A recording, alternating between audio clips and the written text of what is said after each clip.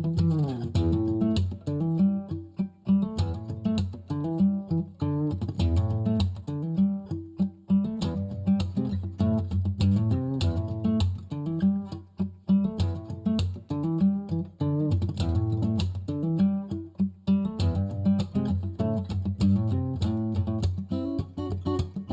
right.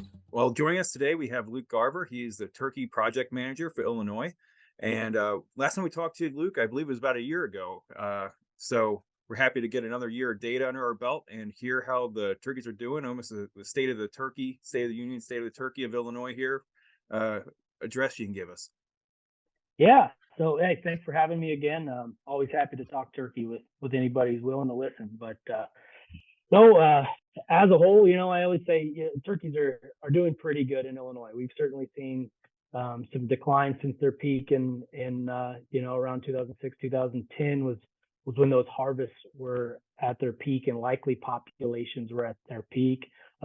We've seen some decline since then in some areas more than others, but as a whole, we've got a pretty decently robust turkey population in Illinois. And yes, everybody's probably wanting to hear how the spring season ended up. And we're recording this on the 18th, so the season just concluded last week in the North Zone, the very last day. And happy to report it was a really good season for us in terms of harvest totals.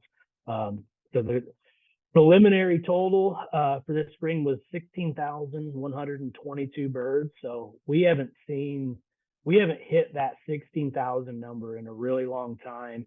And in fact, this harvest total was the highest we've seen since 2010. So really, really big year, especially coming off of 2 years that were relatively low or below average. 2020, we saw a pretty good spike. And that had a lot to do with a lot of folks having nothing better to do, during the lockdown phase, but to get out and go turkey hunting. So we even beat that season out this year, which was pretty cool. So most counties in the state saw a pretty good increase when compared to the last couple of years. And what is also interesting and promising is permit sales were actually fewer. We sold fewer permits than we have in the last couple of years, which just means that success rates were up. So we saw, if you just take all the total harvest and compare it to total number of permits sold, we're right at about 20% success rate, which when you do that math, total harvest to total permits, that's a pretty good success rate. You have to factor in that also includes the youth hunters, and it also includes the landowner permits, which landowner permits, especially for Illinois residents, are free. And so we have a tough time kind of measuring a landowner's effort in terms of anything they hunt, but particularly like deer and turkey, because they don't have to. They just get them for free. You sign up. You have one form and say, hey, you just check some boxes and you get those permits. Whereas you or I have to apply, and the permits are only good for so many days, a certain season segment and all that. So when I typically report success rates, it's usually, I just use the regular season. I think it's a little better metric. But we just finished the season, so these numbers are still a little preliminary. I haven't run them through the firm cleanup process. So that number 16,122 could change a little bit, but for the most part, it'll stay right there. So yeah, good season. I guess I can look at the top 5 counties for harvest. We had Joe Davies coming in with 595 birds harvested. Then Jefferson with 487, Pike with 419, Poult with 379, and Randolph County with 370. So, and all those counties saw increases compared to the last, 2, 3, 4 years. So That's great. Do you have any idea what's that attributed to? Well, there's two main factors that go into any harvest total. Number one is hunter effort, and so we think that hunter effort was pretty good this year because we had as as far as if you just look at the whole county, or I'm sorry, the whole state, we had really good hunting weather, Mhm. and that really plays into it, especially those first season segments in the North Zone and the South Zone. They really kind of set the bar on how the whole season's going to go. That's when a good chunk of our birds are harvested, is in those first season segments. And so yeah, we just had just phenomenal weather really statewide as far as hunting weather. Um, we didn't see a big black fly pulse where those were they're most prevalent in western and west central Illinois, like we do some years. They've been out the last couple of weeks, but this year we operate opening day based on a rule of thumb, and so South Zone starts the first Monday after April 2nd, and North Zone is the second Monday after April 2nd. And so this year was the earliest turkey season could be. And so that allows us to miss a lot of that black fly pulse that really drives down participation in the fourth and always the fifth season, but sometimes the fourth season too is when they are usually seen. So yeah, weather had a lot to do with it. And just every year we're seeing pretty steady um, permit sales. We were down in permit sales from the last couple of years, but we're still selling more than we ever did historically, and we are seeing more non-residents come in and purchase permits. So some of it is just permit sales and a big interest in turkey hunting.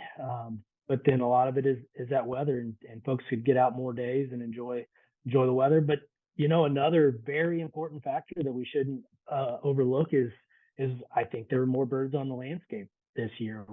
We've seen through our brood survey is our best metric of reproductive output in turkeys. We've seen a relatively steady increase since we had a pretty low year in 2019. They've been steadily increasing. So I'd like to think, more birds on the landscape and more hunters enjoying their time in the great outdoors, combined to give us a really solid year in harvest.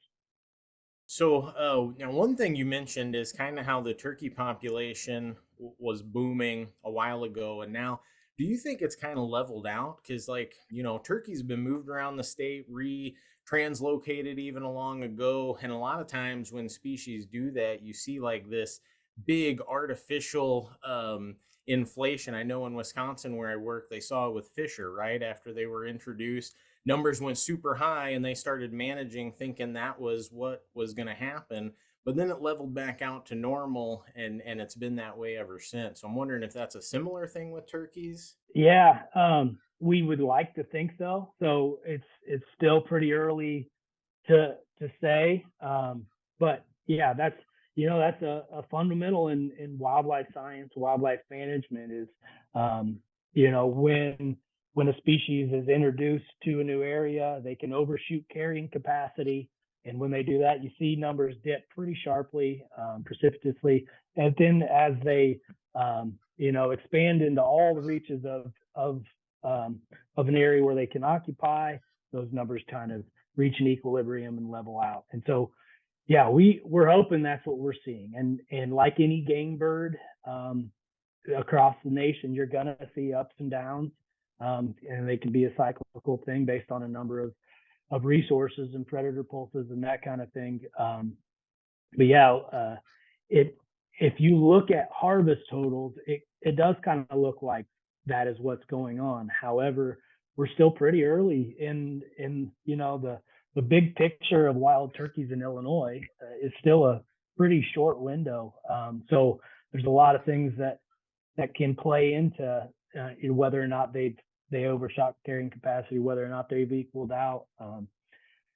But yeah, it does. If you're just looking at harvest totals, it does look like that shape of a curve for sure. One thing that can certainly wreak havoc though is if we are seeing changes in habitat, changes in habitat availability and quality. Those things can certainly play into that as well.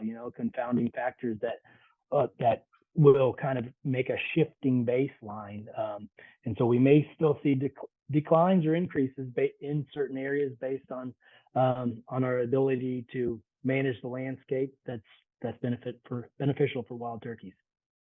So with this is such an interesting state, given that the turkey's been reintroduced, and really since the 1970s, we've had a season, and they were extirpated in the 1900s, and until the 70s, they weren't even hunted really. And Right. then and then also the lack of public land. So it's a species that needs management because there's not a lot of it compared to other game species around comparatively, or like established population anyway. It's still Sure. new, it's becoming established now, but also with lack of public land, given that 97% of Illinois is private land, what kind of management efforts are there to work with private landowners, then also with the public land that we have, to keep that population healthy and continuing now that we're starting to establish it now? Yeah, it's not easy in this state. We're 97% private land, like you said, and um, so as an agency that I work for, IDNR, we just simply do not have the staff to do a lot of private land stuff. We do have a private lands division, and so one program that they have that's outstanding is IRAP, the Illinois Recreational Access Program, and I'm oversimplifying, but basically, if you as a landowner agree to allow some members of the public to come hunt certain seasons or certain activities on your land, in return, you can you can get actual land management done or reimbursements for other practices, and so it's a great program that we have, and it's not going to touch that 97% of private land or anything like that, but it's definitely they definitely do quality work. So they're out there doing invasive species removal and prescribed burning, and then if you're a hunter, it's an amazing program as well, because if you're just simply looking for places to hunt for archery deer, spring turkey, youth turkey, and squirrel and rabbit hunting even, and they have a waterfowl program too. So they've got a great online kind of lottery system that you can put in for, and they assign properties to folks who are successful in those draws and everything. It's a great win-win thing. But for the masses, for land managers who have thousands of acres, or just there are thousands of people in the state who would probably max out IRAP before we could touch them all. NRCS is the entity that private landowners really need to be getting in touch with and working with if they don't already. And so that's the Natural Resources Conservation Service, and they are a subset of the USDA, or the United States U.S. Department of Agriculture. And so NRCS will sit down with you and come up with a conservation plan. And so primarily they work with farmers. That's their bread and butter, and they're trying to conserve soil and improve water quality. But no private land is too small in their mind. You can come in and just work with them on a small back 40, that you want to improve for wildlife. They have expertise in that field, and in many cases, there are programs that you can get involved with through them that will help offset, or in some cases even pay for the land management that you'd like to do on your land. So, but even if you don't sign up for a program, NRCS is a great entity to work with for just advice, and even if you just go in there and get informational sheets or whatever, they've got a wealth of knowledge on private land management. Great. Yeah, I just got to sing the praises real quick about land management when it comes to hunting, because we just saw it. We were hunting, I'll go ahead and say it, Middle Fork, all three of us, and just beautiful. The habitat, Great. awesome. Good to There's hear. great burns, everything looked great, and guess what? There were turkeys everywhere. It's Imagine that. surrounded by Yeah. private, without people, without pressure. And the Yeah. turkeys, they all stayed on Middle Fork for the duration of the season. Jason had fifth season, and he was in turkeys every day. He didn't wind up getting one because I was they were tough. I was the difference of 10 feet away. If I would have sat on the right side of the trail versus the left side of the trail, I had two mature toms, and I had a hen walk within 6 feet of me. She looked at me and turned around, walked away. If she would have kept walking past me, they would have followed. Would have been a done deal. That's amazing. That's fifth season. Those birds are Yeah. pressured and they're still staying there because they're like, hey, this place is nice. And we're We have all the things they needed. pretty sure they're the same turkeys that Curtis tried shooting at before, about 3 weeks beforehand too. Yeah, because one of them had a distinctive gobble. One of them couldn't Oh, even really? gobble. Yeah. Every time he tried to gobble, it was Was just it a like, mature tom or Yeah, oh old, yeah, no kidding? super old old. boy. I 'Cause don't even know if sometimes you his hear those notes weird worked weird right. gobbles and it turns out to be a jake. But yeah, every once in a while you get the strange tom. That's cool. Yeah, But Yeah, yeah, yeah, not to toot. I will toot our own horn. IDNR yeah. does a good job of managing the public land that is charged to us. And so, the main entities within DNR, you got your division of lands, and so those staff are assigned to a particular area or a site in the satellite public lands around them. And those, nobody knows their own public site like a site supervisor. Those or site superintendent, I should say. There that the a particular site that is under a site superintendent is their baby, so to speak, and so they know their spots pretty well. Um, and then we've got our division of wildlife resources. We've got a lot of district wildlife biologists spread throughout the state, and we don't have nearly as we did in our peak, but the folks we've got have a lot of expertise, and they do a lot of prescribed burning, and they work with those land staff to come up with plans on all those public lands. And then there's the division of natural heritage, and those folks do a ton of burning, a lot of invasive removal, and then we've got our foresters too, and so we've got some great expertise in this agency of ours, and I think we do manage our public lands very well. I wish we had a bigger staff to be able to get out there and help those private landowners more than we do. But I would encourage any private landowner to reach out to any of our staff for expertise, and as time allows, they can certainly make some site visits and everything too. for sure it Yeah, works. I We can hunt. all attest to that. I always get a public land tag for spring turkey every year too, and I just I love it. It's cool to. There's not a lot of public land here in Illinois, but what we have is pretty special, and there's some real gems out there that you can forget you're in Illinois and in the corn desert when you're on some of these sites, and a lot of birds around, a lot of good quality habitat and everything. So, and like I said, fifth season. I never hesitate to hunt fifth season. If I've got a tag for fifth season, that's a great time to be out there, and you don't bump into all the other hunters, and you got the place to yourself. And if you can find a bird gobbling mid morning in fifth season, it's ready to go. It's one that wants to play ball in most cases.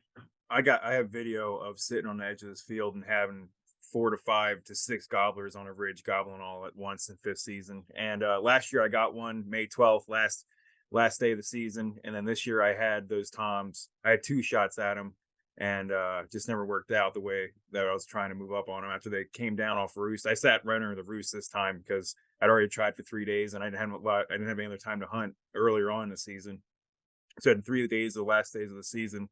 Third day I had sat underneath the dang tree. I'm like, all right, I'm either gonna get him or I'm gonna scare him off.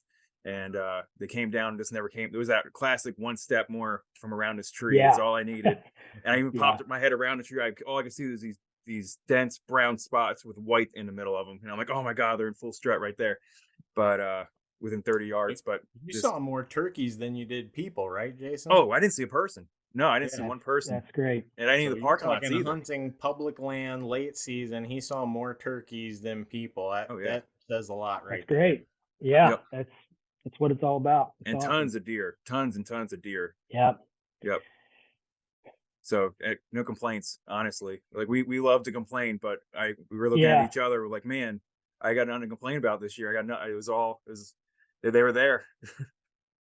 Yeah, I had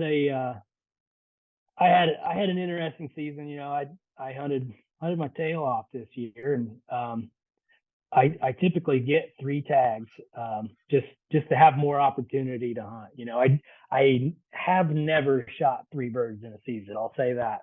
I've never come close. I shoot 2 birds sometimes.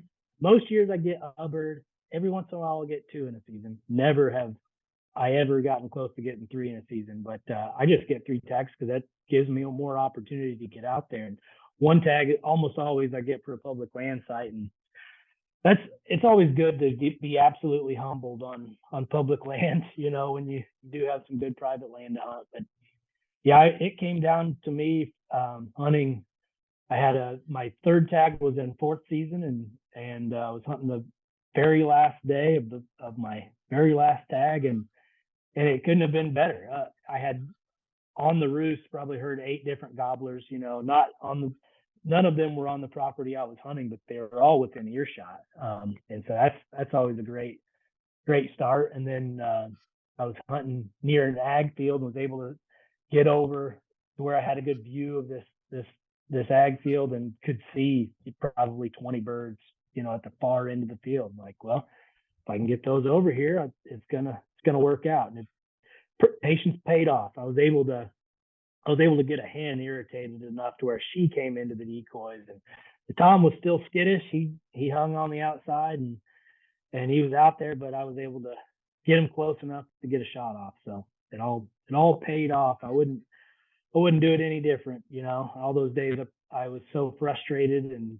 feeling like I don't know what I'm doing out there, and just to have it all come together on the last day was pretty picture perfect. Yeah. Are you extra hard on yourself given your job? You're like, come on, I'm the Yeah, turkey project manager or program I'd be lying project if manager. I said I didn't feel some extra pressure. It's not a good look when the turkey guy can't get a bird. But it happens. It happens. Oh yeah. And I think in this day and age more than ever, people need to let the bird win sometimes. Just be out there and enjoy the hunt. And you're hearing birds, and you're spending time in my mind one of the greatest times of the year. That's springtime, when the dawn chorus of all the birds chirping and whippoorwills singing, and waking up with the woods is pretty special. I think really my favorite time to be out there.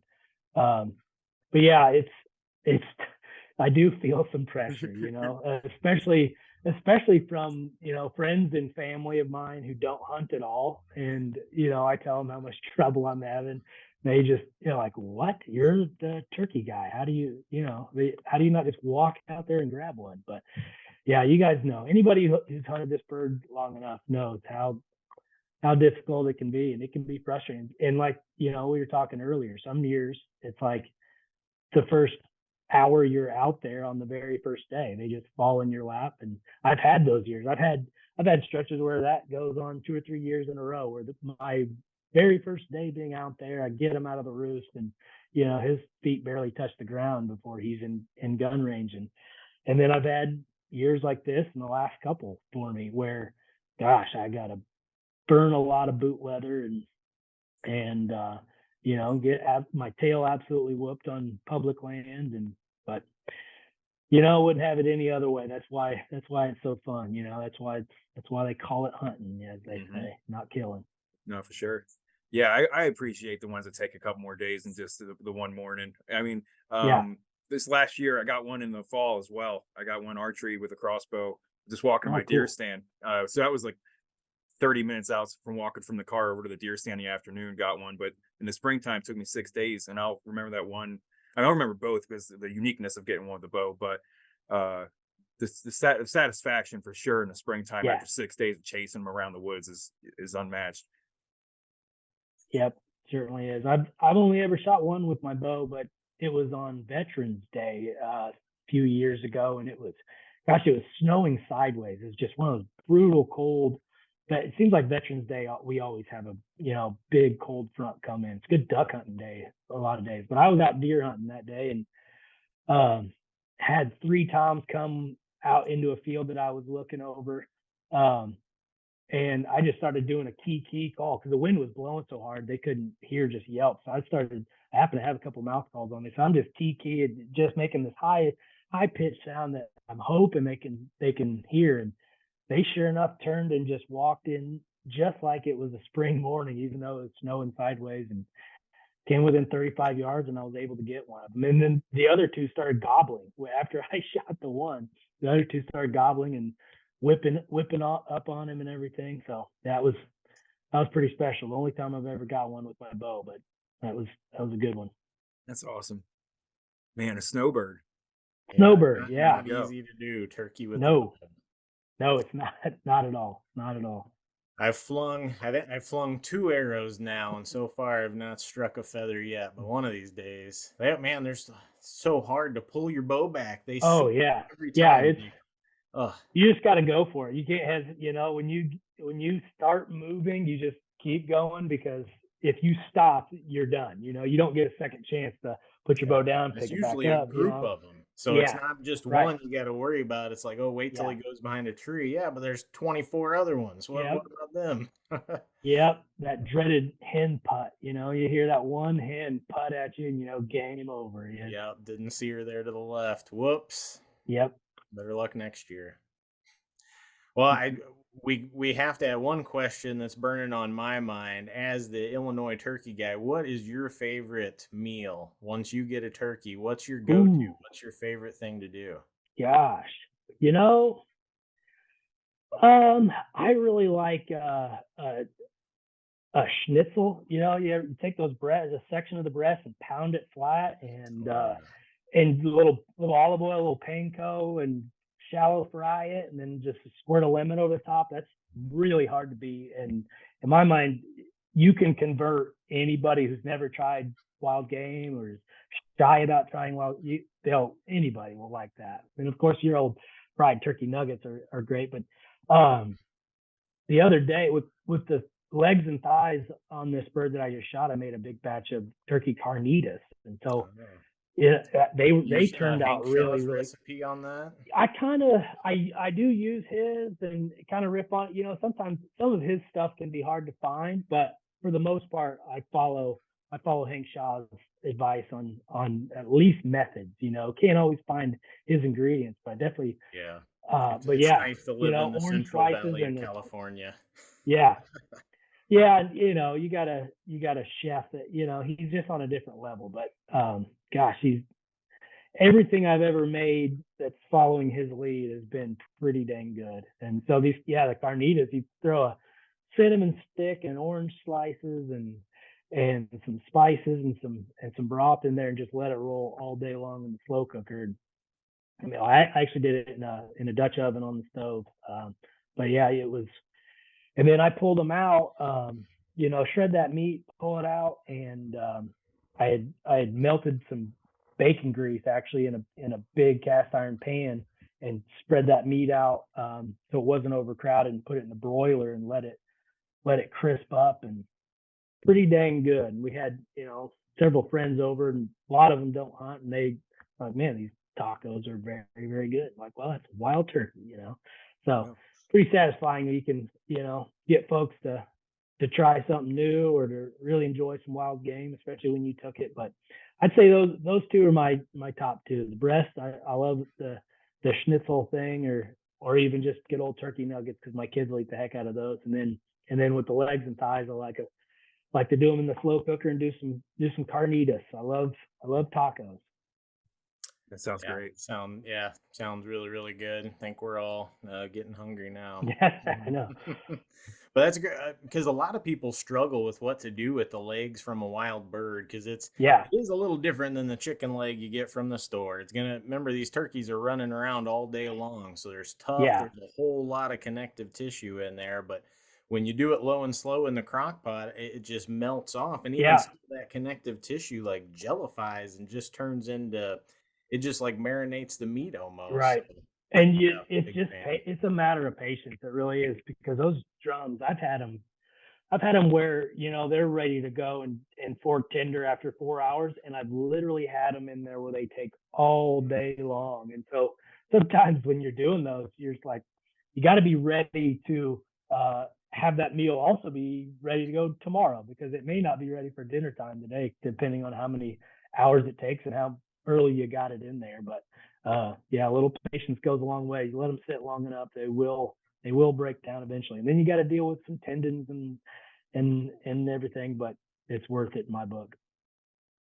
Absolutely. Absolutely. Yep. Jinx. Uh, so, Luke, I mean, you're coming off of a good season here. So, what's the future of the program looking like? A project looking like? What are some things you have coming up? Anything you're rolling out? Yeah, so big thing we got coming up, as we always do, we've got the brood survey coming up, and so that's, as I mentioned, that's our best metric of monitoring reproductive output for these birds. And basically, it's a volunteer citizen science thing for the most part. We do get a lot of agents, all our agency staff are invited to participate. We reach out to all conservation professionals that we have contact information for. But by and large, it's a citizen scientist thing where just average Joes can report birds they see. And so, big thing we ask is we ask you to report every turkey you see during the month of June, July, and August. So when you have a sighting, we want to know how many hens are you seeing, how many poults or young birds, how many mature toms, and then we also have a spot for you to report how many birds you see that are unknown. You know, we even want to hear about it if you just saw a bunch of black dots across the field, not sure what they were, please at least count those and let us know how many you saw. And so, but the major metric we're looking at with that is how many poults per hen, and that's what we monitor pretty closely and have been for a very long time. So typically, we see, historically, poult per hen ratios were around 2 to 2.5 is what they floated around. We've seen that drop over the last few years. Part of it, we do believe that reproduction has been declining in wild turkeys. I think that is the primary bottleneck in turkey populations, and most states are in the same boat we are, where it's we're just not seeing those young birds make it to adulthood for whatever reason. And so we have seen those poult per hen ratios decline over the last several years. In 2019, we saw a pretty big drop. And I think some of that is explained because I actually changed the postcard that we send out to folks that year.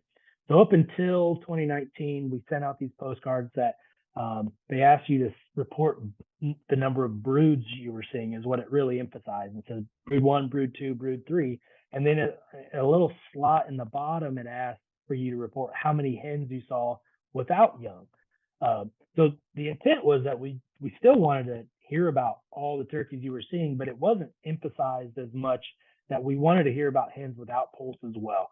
And in 2019, I changed it up so it was a lot more explicit. Just, hey, we want to hear about all the birds you're seeing, and I think that is a major reason why we saw our poult hen ratio drop to well below 2 poults per hen in 2019, because people are suddenly like, oh shoot, he does want to hear about that solo hen or those 2 hens without any poults as well. And I think that skewed the number a little bit, or maybe quite a bit in that year. We were still seeing declines before that, and I still think that reproduction has a lot to do with it. But the really big drop we saw in 2019, I think, has to do a lot with the change in the format. Mm-hmm. And since that down year in 2019, we've seen a slow and steady increase, which is good. And I think the last 2 years, which have been great years for reproduction in terms of what we've seen in the poults per hen, they have a lot to do with us having a great harvest this year too. Definitely played a role. But what's new this year is we are switching from the old postcard format into an all electronic format. We're using an Esri product. So Esri makes ArcMap and ArcGIS, and they have a format called Survey 123. And all the questions are going to be the exact same. We want to know how many hens, how many poults, how many adult males, and how many unknown birds you're seeing as well for every date. but the big change will be you now will be submitting those surveys on your home PC or on your mobile device. And so we're hoping that's going to help us to reach more people, um, and um, get more surveys from people who are out in the field, because you can now do this on a mobile device and not have to have your postcards with you and everything. Um, I think there will be a little bit of a learning curve for some of those folks who've been with us for a couple decades and been filling out this postcard. But and that's why I'm here today, to hopefully get the word out a little bit more. We're going to be doing some social media posts, and I hope to get some letters out to our constituents who have been helping us for a long time. Our list of volunteers for the survey is about 3,000 people. So we do reach out to a lot of folks, but we're hoping that doing this online method will help us get up there even more. One of the cool things about brood surveys the last few years, I sit on NWTS technical committee, and it's basically made up of the turkey biologists from across the country. And virtually I shouldn't say every, a lot of states have been doing brood surveys in various shapes and forms for a long time.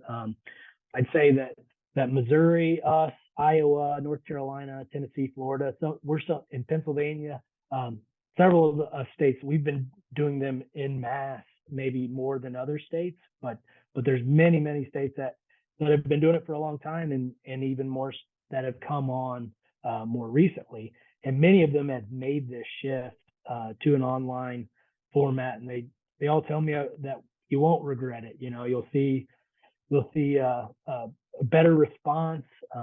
What I'm really hoping for is a better sample size, which would allow us to look at these data at a finer detail. So right now, the numbers we get are really best looked at a statewide level. Occasionally I'll break it out into regions in our IDNR administrative regions, but if we can get a big enough sample size, we'll be able to look at county specific data with some pretty good statistical power, which would really be good to identify where declines are happening more than others. That's what's tough about this state, and it problem that everybody has. Virtually nobody is seeing, if they're seeing declines, you're not seeing it across the entire state. There's pockets where it's occurring, and we're only as powerful as the data that we get. And so we're hoping that we can definitely improve our sample size with this methodology, and get some more answers out there as to where and possibly even why any declines are occurring. I think that's great news. So in the past, who received the postcard, or was it an opt-in volunteer? Like they send you the Yeah, information and you send them the postcard, or how did they get on that list? you know, um, the brood survey has been going on for so long that a lot of folks, I have no idea how we initially got them. I think historically they would reach out to turkey hunters. They would also just reach out to folks that we knew were very interested in natural resources, and it's just kind of an organic thing, a grassroots thing. And honestly, that's how I've grown the list since I've been on these last 6 years, is when folks contact me and say, how can I help? What can I do? And I try to say, hey, one thing you can do is participate in this survey. I definitely use NWTF. They're a great help on reaching folks, and so I've asked them a number of times to reach out to their membership within the state and get more folks on our list and everything. And then we've got a pretty wide net of conservation professionals, NRCS and U.S. Fish and Wildlife Service, Nature Conservancy, and a lot of grad students and college students who are doing field work participate too. So we take all the help we can get, and however we can get it, and hopefully this new survey will help us grow that list even more. So it's really pretty simple to use. I'm hoping to have a final version out, by the end of next week for sure, because The brood survey starts June 1, but it's pretty much finalized. We just need to make a few finishing touches, and we'll have a link and a QR code. And so if folks want to just use it on their computer, they can click on that link. We'll have the link on our website, on Hunt, Illinois, and on our regular IDNR wildlife page.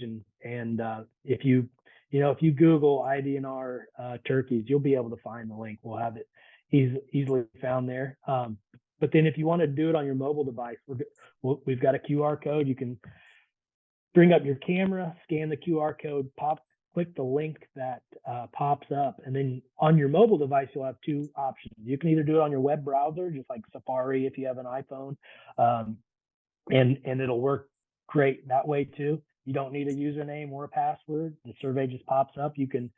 And so first thing it'll ask is are you a citizen volunteer? Are you an IDNR employee, or are you another conservation professional? It asks for your first and last name. And then you can enter your email address and your cell phone. Those are optional if you want to, but we appreciate it. That kind of helps us differentiate from people who have the same name. And also, if we have any questions with regards to the survey, we have a way to reach out to you. And then the next thing down is your county of observation. You click whatever county you're in the state, and then select which date you're talking about, and a calendar will pop up. You'll be able to click today's date. You can just click today if you saw those birds today, or you can click any day on a calendar if you saw these birds, last week or whatever, or early in the month.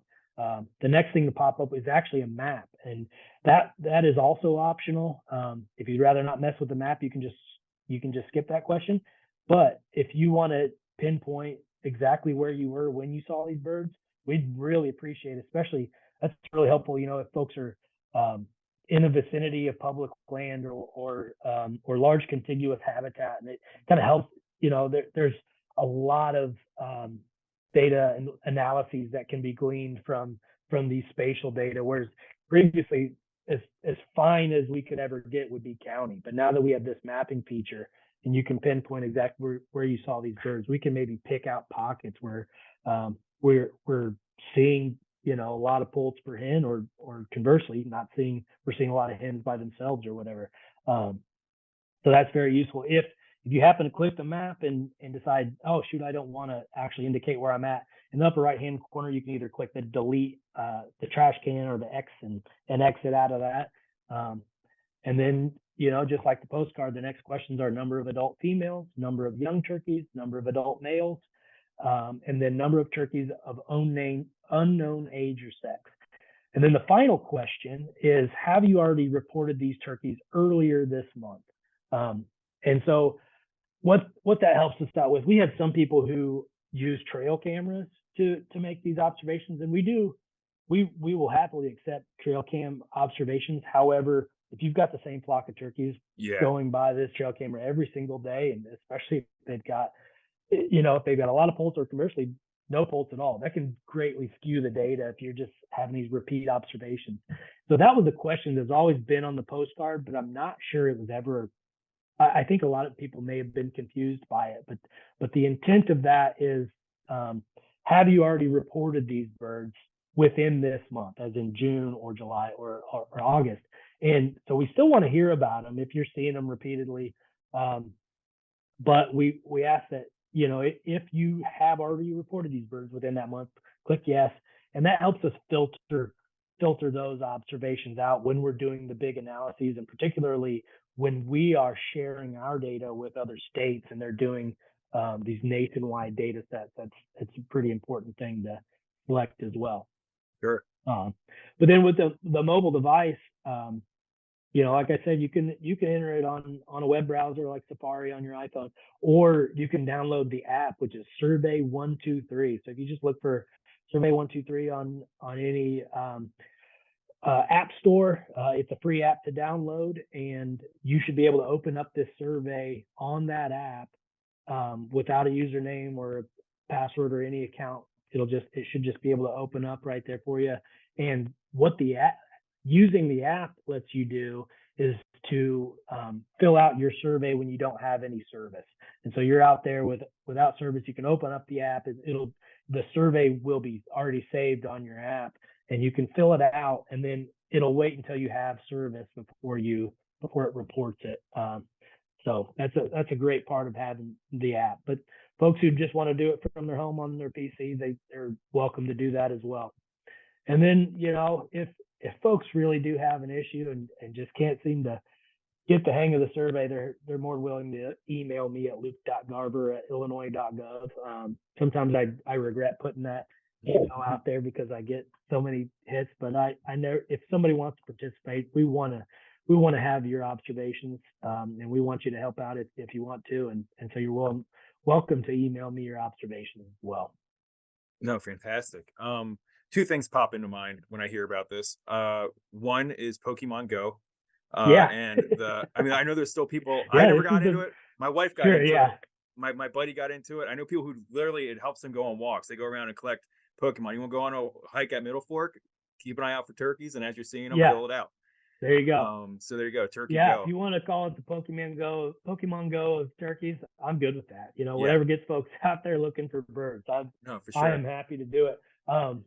Yeah, And then the other one is just how successful some of these can be. I mean, I know there's a social experiment that happened maybe like mid 2010s at this point, but they put out balloons or something like that, and they wanted to see how fast social media could find like 10 balloons put out across the country, and they found them in hours compared to what they thought would be weeks. I mean, yeah, they were put in cities and population centers where people are at, but if people can find balloons across the country, we can find some turkeys in the woods, yeah, I So think so. I'm really optimistic about it, and I was a little nervous about ripping the band-aid off, so to speak. I've been talking about doing this for the last couple of years, but we've a real eye-opening thing is we've had some key retirements in our division, and some of those folks, one of them in particular was one who has historically helped with this brood survey for long before I ever started, and she's recently retired, and a lot of it's left. She just has that institutional knowledge of how to put together the mail merger and when we need to start printing labels mhm. and all the little things that you have to worry about with getting mailing out 3,000 plus envelopes. It's a monumental task to stuff all those envelopes and get them all mailed out and everything. And she was absolutely integral getting that done. And now she's retired, and so I can't possibly stuff that many envelopes all by myself. I did a ton of them last year. It's just not a good use of our time when we have these electronic tools at our disposal. So, Mhm. but another big boost in confidence has been reaching out to other turkey biologists across the country, and not one of them said that you'd regret making this switch. They're all, like it's the greatest thing. The data comes in so instantaneous. It's so easy to glean from the software and everything, and you just get such a better response. Even if you see slightly fewer participants in the first year, you'll see a huge increase in subsequent years. There was one, I think it was Minnesota, who made this switch several years ago, and they actually did see a decline in response the very first year. And Mhm. some of that, they think it was because people who drove around, they always had their postcards on their dashboard as a reminder, like when I see turkeys, oh yeah, here's my postcards, I need to Oh, fill them sure. out. And now they're out there, and didn't have that reminder with them, Mhm. so to The speak. And procrastination aspect of filling yeah, it out when you get home. but the app development has really been an answer for that, and they've since seen huge increases. And Indiana is another one. Steve Bax is their recently retired turkey biologist. He's like, he saw the numbers go through the roof in terms of participation. So Mhm. we're looking forward to it. For now, it's just going to be a link or a QR code housed on our website, or we'll have both of those actually.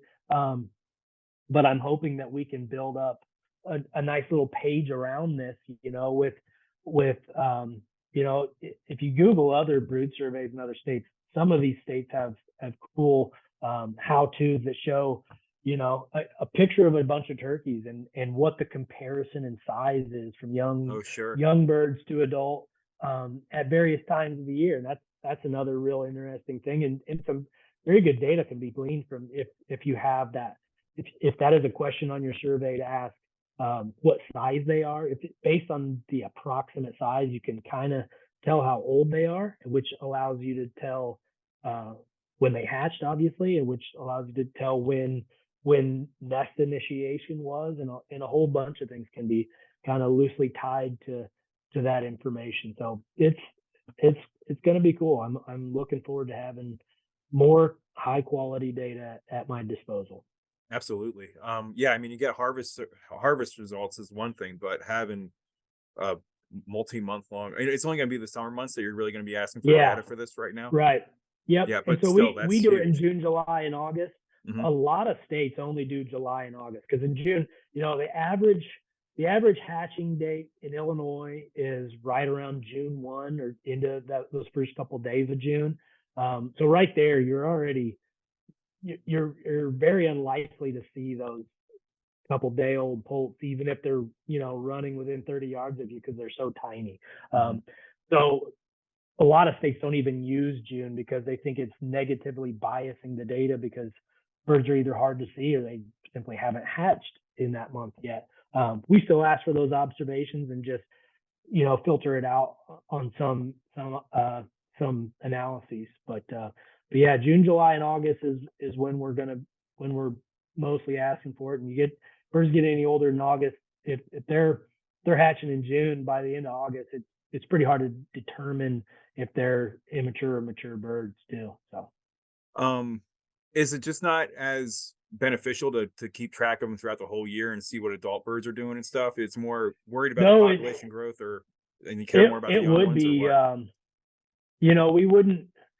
We would no longer be able to tell if they're immature or mature, but just in terms of just knowing how many birds are out there, yeah, it would be useful to have some of that information. But you get into the hunting season, and it's you probably have a lot of participation drop off, and so we kind of rely on a few other surveys. And that time of year, we have the archery deer hunter survey, Hmm. and so the Illinois Natural History Survey at U of I puts that out, and and the, I think they have thousands of participants. I'm not exactly sure what the number is, but they've got a lot of participants throughout the entire state, and they basically ask you to log dozens of different species that you see while you're hunting. And the great thing about that survey, which we don't have with our brood survey, is they ask how many hours you are spending out in the tree stand, and so you have a metric of effort. That is a glaring thing that is missing from our brood survey, is that we don't have a metric of effort, and so it's not as statistically sound as some other surveys are. But we get so many observations, we hope that we can still follow these trends confidently. But that archery deer hunter survey, it's a great metric for. They ask how many turkeys you saw while you're bow hunting, and of course raccoons and fox, red foxes, gray foxes. Just dozens of different species, and they've been doing that survey for so many years that it's a pretty remarkable data set. So I definitely keep an eye on that survey as an indication of turkey populations as well. Hmm. And then we get into the fall hunting season, and archery harvest, excuse me, for Hmm. turkeys is a decent indicator of population. So Great. yeah, it would be awesome to continue the survey, and that's something to consider. I don't know of any other states that are doing it. Some states are doing a winter flock count and everything, but Yeah. the possibilities are endless with this survey. That is one option. We could just keep it up year round and ask people to just punch in there every turkey you see year round, and I could filter it out when I'm just doing my brood survey to only capture observations in June, July, and August, and the rest Hmm. of the year it's just a general population survey. So, but yeah, it's definitely a good idea. Absolutely. I mean, going through all the trouble of having building out an app, and you're going to build the base for people using the app. I mean, might as well keep the app going if folks are already Yeah, trained, got a trained eye on looking for birds and possibly in right. areas that birds are at. And you might see those bigger winter flocks. I mean, get a lot of Yeah, numbers out of that. it'd be cool to see where they congregate each year and Hmm. in how many numbers. It's always, I spend a considerable amount of time in northern Illinois in the winter time, and my gosh, they have some huge winter flocks up there. They have harsher winters too, which probably has a lot to do with it. But yeah, I don't know how many times I've been driving on the road and like, oh man, look at all these geese in this field. I'm like, oh no, that's 100 turkeys in the cornfield. And you don't see congregations like that in a lot of parts of the state. So Yeah. That'd be interesting too to see with Illinois specifically, seeing as the corn gets taller, how the counts go down too as you get into August, yeah, you know? yeah, that'd certainly be a factor. Just their citability, and Hmm. if you were doing a real hard analysis, you'd have to have that as a confounding factor in there. Is what is their citability during when the crops are mature. Yeah.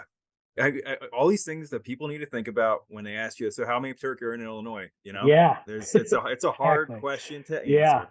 Well, let me sit down and talk to you for an hour and a Yeah, half. So, cool. Well, hey, do you have anything else you want to push out? If not, I think we got you into our know, hour here. that's probably it. I can talk turkey all day if I you guys know. want to, but we might bore the listeners to heck. And so, no, the big thing is keep an eye out on our social medias and on our website for an opportunity to participate in the brood survey. And if you've got any questions or need more info, my email is always open, and luke.garver@illinois.gov. Please reach out. So. Hmm. Yeah, and again, any of that information that comes out, Luke, you can pass it on to us, and we'll put it to our channels as well. We appreciate it. Thank you. Yes, sir. All right. Well, you have a good afternoon, Luke. We'll see you You later. too. Thanks for all the See work. you. See you, bye.